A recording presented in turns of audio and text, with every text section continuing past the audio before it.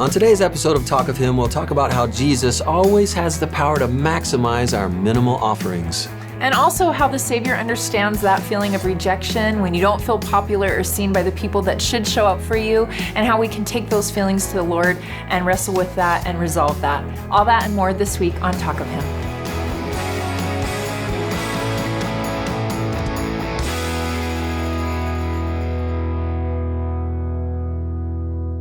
Hello and welcome back to another episode of Talk of Him. I'm John, here with Ganel-Lyn. Excited to be here. Happy spring. Happy spring. Hopefully we don't know what it's like in your part of the world, but it is starting to show signs of some warming up, and it's been a long winter here in the state of Utah, but we're grateful for the snow. Yes. Also this week, on April 1st and 2nd, is the official General Conference of the Church of Jesus Christ of Latter-day Saints. We hope you'll tune in. Excited for to hear Saturday from our and leaders. Sunday sessions. But for this week on our episode, we have so many amazing things. Well, in the reading that's assigned this week in the Come Follow Me program, you have everything from Peter walking on the water. You have the healing that takes place at the pool of Bethesda. You've got the feeding of the 5,000. So many opportunities. These are like the greatest hits. Yes, so many opportunities to dive into the scriptures. And maybe we should just take this just a minute to just reemphasize that it's not our purpose on the show to go through everything and be the sort of comprehensive, definitive voice on all of these stories. We hope that you'll take the advantage of all these beautiful stories and jump in this week into the scriptures and have your own experience. Yeah, it's season 4 for this show, and we've always been about the 20-minute segment, and because of that we're limited. But this is us inviting the Spirit. This isn't us being the experts. Thank you. And for this week's, primarily for me, I like to look sometimes when I get to these greatest hits kind of chapters, I like to look at the miracles or moments that I don't generally go to. That's kind of not low hanging fruit. Yeah, and maybe what I share today as what stood out to me is already, just sort of like hackneyed and old news for everybody else. But for me, there was a new application, and I want to focus on the feeding of the 5,000 and something that stood out to me this time. One of my favorites. Yeah. We're familiar with the feeding of the 5,000 as teaching the principle that Jesus maximizes our minimal offerings. And I love that, and I want to run with that up for a little bit. But first, something that I thought that came to me this time, I saw the feeding of the 5,000 as applicable to people who are given challenging stewardships in life. And that could be so many things. Let's say I am a teacher. I think all teachers of youth especially have chosen to engage in a challenging stewardship. Yeah. Especially by April, by spring. You just made me tired saying that. Sorry. Yes. Parents, obviously, right? What about those who are taking care of people that are chronically ill? Or I think of in our family, we have a special needs daughter, right? And sort of there's these sacred and challenging and lifelong stewardships that can be very overwhelming. So I start in Matthew 14:15. If you can imagine 5,000 people, I know this has become such an iconic story. We sometimes lose touch with the reality of this moment, and possibly more if they were just counting the men. Right, yeah. So if it's families, we're even more massive, yeah. So 5,000 people, they've been listening to Jesus. They recognize everybody's hungry. And so the apostles go to Jesus, Matthew 14:15, and they say, "Send the multitude away, that they may go into the villages and buy themselves victuals." So they saw a problem, a need that needed to be filled, and they were just like, not me. Too overwhelming, too big, and I understand why. It's not like they were being wimps or anything like that. They were just like, what can I offer? Send them away. And then this, right? Matthew 14:16, Jesus said, no, they don't need to depart. You feed them. Can you imagine this moment where they're like, oh, okay, how overwhelmed they might feel. And for me, that moment where he says, you feed them, that's the moment of the challenging stewardship for each of us, right? Someone else teach those dang kids. Actually, you teach them. Someone else take care of that individual. Actually, how about you take care of them? Whatever your challenging stewardship is in your life, plug it in here, right? And they say, how in the world am I supposed to do that? They're overwhelmed. They're like, can't do it. And then this key response by Jesus, and I think that's applicable to all of us in our various stewardships. He says, how many loaves have ye? How many loaves do you have? And then the phrase, go and see. That phrase, go and see, to me stands, it's like, for every, I can't do this, or I can't see a way forward, or I can't meet their needs, Jesus says, well, hold on. Look at what you have to offer. Go and see. Then we'll just go from there. You just tell me what you have to offer, and we'll go from there. We know what happened next, right? They find 5 loaves, 2 fishes. Jesus multiplies it, and every 5,000 plus people eat until they're full. And then it says this in Matthew 14:20. They all ate and were filled, and they took up the fragments that remained, 12 baskets full. Leftovers. That's crazy. Classic LDS gathering. Yeah. All the food committees out there are really so good. That's happy. actually really true. I didn't even think about that. It's a great application. Here's my point for me that stood up. In the end, it wouldn't have mattered if there was 1 loaf or 1 fish. In the end, it wouldn't have mattered if they didn't find any loaves or any fishes.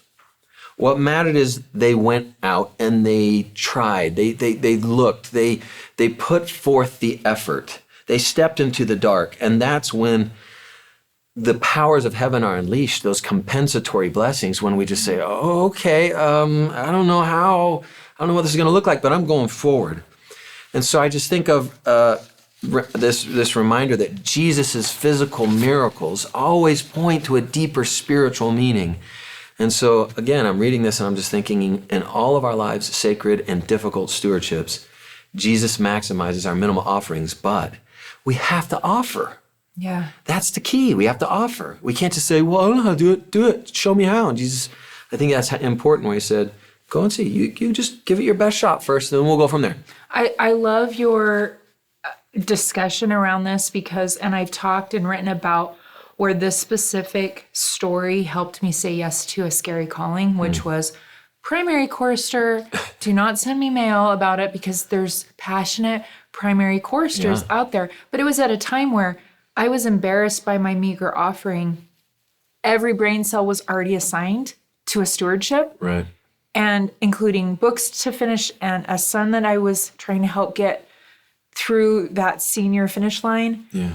And scary for me, not maybe for you, but for me was like, you don't want me leading the music and trying to sing words correctly. Like, I'm great in my car all by myself, but you don't want me responsible for the most tender investigators, which are our children and their testimonies, right? And literally there was an experience that happened where we didn't have enough bread for sacrament, and Cameron was doing the sacrament prayer that day, and it was a crumb. And after petitioning for some witness that my offering was enough, it came in that moment where God was like, I know you have nothing to give. Like, I get it that you are exhausted, that you have already felt depleted in every stewardship you've said yes to, but you and I have got this. Yeah. And that calling, like, was a total maximization of my capacity. I never became awesome as a primary chorister, but I love those babies. That wasn't the requirement. No. And they love was me your back. willingness. Your willingness to step forward. That's it. And I think we are so often embarrassed by our offering because it feels like I know my skill set. It's not musically, right? Yeah. And so we hold back because it's like, well, it can't be us. I'm not a good teacher, or I'm not a good whatever, fill in the gap of what you invited the viewers to consider. So I'll just testify to that there was enough and leftovers, and it wasn't that I became the greatest, primary chorister of all times, but we all survived, and I feel like those babies are now in the youth program, and I still see them every Sunday and love them. You didn't ruin it. And I didn't ruin them. Yeah, well, absolutely. I mean, if I did, don't tell them. Well, it reminds me of what President Nelson recently taught, where he said, the Lord loves effort.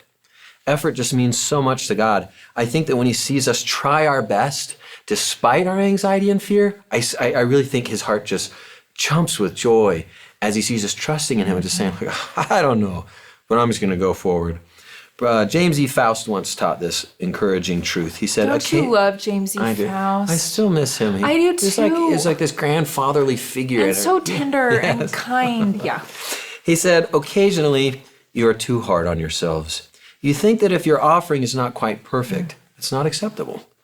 I tell you, however, that if you have done your best, which you usually do, your humble offering, whatever it may be, will be acceptable and pleasing to the Lord. Love it. And then this addition from President Henry B. Eyring, he said, God magnifies those he calls. Even in what may seem to you a small or inconspicuous service, primary chorister, you will have the gift of seeing your service magnified. Give thanks while that gift is yours. I know that can be difficult when we have challenging stewardships, but give thanks while that stewardship is ours. You'll appreciate its worth more than you can imagine when it's gone. The Lord will not only magnify the power of your efforts, he will work with you himself. And he's the God of leftovers. Love it. There'll be more than we can offer. So when I see the feeding of the 5,000, I'm just like, you know what? It's going to be okay. I just got to keep trying my best in all my little stewardships. And whatever my best is going to be enough. I love that. Thank you for helping me remember that great story. I love that. I'd like to jump to Mark 6, if possible. Mark 6:3. Is not this the carpenter, the son of Mary, the brother of James, and is it Joseph? Sure. Okay. And of Judah and Simon. And are not his sisters with us? And they were offended at him. And then jump down to verse 6. And he marveled because of their unbelief, and he went round about the villages teaching. So context for this is it's really here where it's like the carpenter's son. Yeah. You're talking about the guy from Nazareth? Like, he's who we're all excited about? Don't you see his family and the humble circumstances he came from? And he's not worth, getting up in the middle of the night and hiking to meet wherever he's going to give his next sermon. Remember those kids and what they did to the neighborhood? I think it's interesting, like, you know who his sisters are and his brothers. And we don't know the backstory there, but obviously there was like a reputation. Something. And it feels like to me, when we liken the scriptures, it's in these little nuggets of verses that we can just get to the cool story or the cool miracle or the whatever powerful thing that we've heard in Sunday school repeated. Yeah. But I think in this case, there's this situation where here is Christ who has created the universes, and he's known as merely the carpenter's son, not by maybe those that have received from his teaching or seen his miracles, but of the people that maybe he grew up with, the people that have known him forever, that should have his back, should be his biggest cheerleaders, supporting him as he goes off to serve his mission. And yet it feels like here, specifically what Neil A. Maxwell says, in fact, he wasn't given that honor. This is what Neil A. Maxwell says. In fact, the Lord of the universe was without honor even in his own Nazarene countryside. Though astonished at his teachings, his neighbors were offended at him, which is what we read in these verses in Mark 6. Even meek Jesus marveled because of their unbelief. So Jesus, who's not an ego, right, is like, wow, they really are not impressed with me. They are really, I'm in disbelief that like I can do all this good stuff. Yeah. This is my interpretation, right? I can be serving and raising people from the dead and, healing lepers, but because you know my family. But because you know that me. That means nothing. I am nothing to you, right? Yeah. And this is what I love. Neil A. Maxwell goes on to say, the mortal Messiah willingly lived so modestly, even wrote Paul, as a person of no reputation. What a contrast to our maneuverings over relative recognition and comparative status. Yeah. How different, too, from the ways in which some among us mistakenly see the size and response of their audiences as the sole verification of their worth. Love it. Yet those fickle galleries we sometimes play to have a way of being constantly emptied. They will surely be empty at Judgment Day when everyone will be somewhere else on their knees. And I think what a beautiful teaching that like all of these people that should have maybe supported the Savior, where will they be on Judgment Day? And how often do all of us play for, like we do a podcast. We literally are talking about audiences and our reach and the algorithms and the numbers of books that are being sold and all of that. But really, I'm going to just be as transparent without being too maybe revealing that I've been wrestling with this exact feeling the last few weeks. And it's because people that I value relationships with, that I have invested years, over 30 years of relationship with, I have often felt invisible to. Yeah. And yet then I hear from strangers and people send me notes about a book they've read that I wrote, or a talk they heard me give, or our episodes and how it's changed their life. And one day I really sat in the pain of that. And I thought, okay, every trigger is a teacher. What's the lesson here? Where has the Savior already experienced this? Because I needed him to kind of teach me how to respond. And I thought of these verses and how he was kind of marveling that the people that maybe he hoped would show up for him weren't in his corner cheering him on. Yeah. And that gave me some comfort, and I wrestled with it a little bit. And I want to invite our audience to consider, is it okay to kind of feel that hurt? Where Jesus teaches us that we can sit in those feelings. But as I was sharing it with you in our prep, I think Jesus always teaches us the response we can have. Can we sit in those feelings? Obviously, this verse in Mark tells us that he was aware, but what did he return to? And he was clear on his why. He knew who his boss was. Right. And he knew he wasn't invisible to his Father. Right. And that's where he took his pain. And surely it didn't diminish the hurt, right? Because the people that are closest to us, those are the people we long for validation from the most. I mean, that's just normal. That's normal. Because these are maybe our eternal relationships. Right. Yeah. And so you long for that. But when you don't receive it, focus on the offering, right? Focus on that aspect. And like you were just saying, vertical connection. And I think that's the key. I know there's a beautiful quote from Joseph Smith that I love. Yeah, would you share that? Yeah, in this case, he's talking to people that have hurt him, that should have been supporting him. Should have been his besties, have been his best right? friends and supporting him. And so he's sort of referring to people that have hurt him and betrayed him when he says this. He says, "It is my disposition to give and to forgive, to bear and to forbear, with all long-suffering and patience, the foibles, follies, weaknesses, and wickednesses of my brethren, and all the world of mankind." All right, so that's Jesus, right? Just like, I'm just going to be patient. I'm not going to overreact with these people who should be loving me and helping me and supporting me, but they're not. He says, "But my confidence and my love toward you is not slackened nor weakened." He says this, because he knows, he says, when you and I meet face to face, I anticipate, without the least doubt, that all matters between us will be fairly understood and perfect love prevail, and the sacred covenant by which we are bound together will have the uppermost seat in our hearts. And that's just beautiful, I think, is he's like, look, these people are not treating me right now. They don't see me. They don't validate me. They don't help me when they should. But you know what? It's all right. I know that when all this is over, we're going to get together again. And we're going to really see each other. We're going to see each other. They're going to see me and I'm going to see them, and there's not going to be any animosity. It's just going to be understanding, and we're going to heal together in that beautiful spirit of understanding. Thank you for that quote. I appreciate the connection between the Savior and the experience of Joseph Smith that we have records of, right? Of where we've seen the how and how he forgave, not just in this case, but many other times. And I love that invitation for us to take anything that feels hurtful, where we feel invisible, where we feel rejected by people that should love us, and take it to the Lord, because that's how my love for my Savior continues to grow. I take that pain and I bond deeper with him.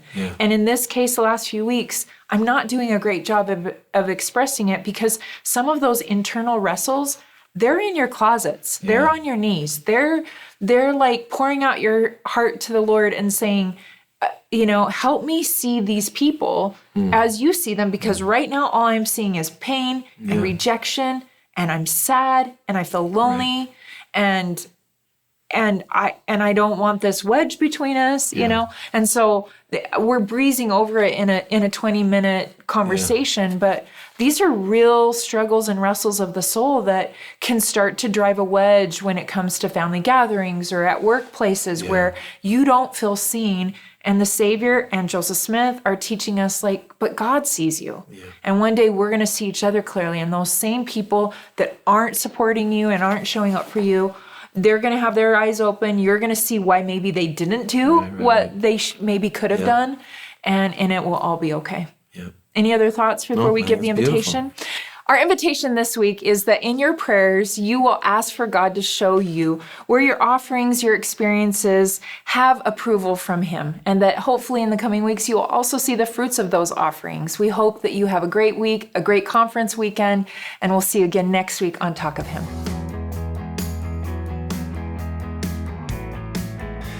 Talk of Him is brought to you by Covenant Communications. Make sure you follow us on social media and pick up a copy of Find Him Study Guide at Seagull Book or online.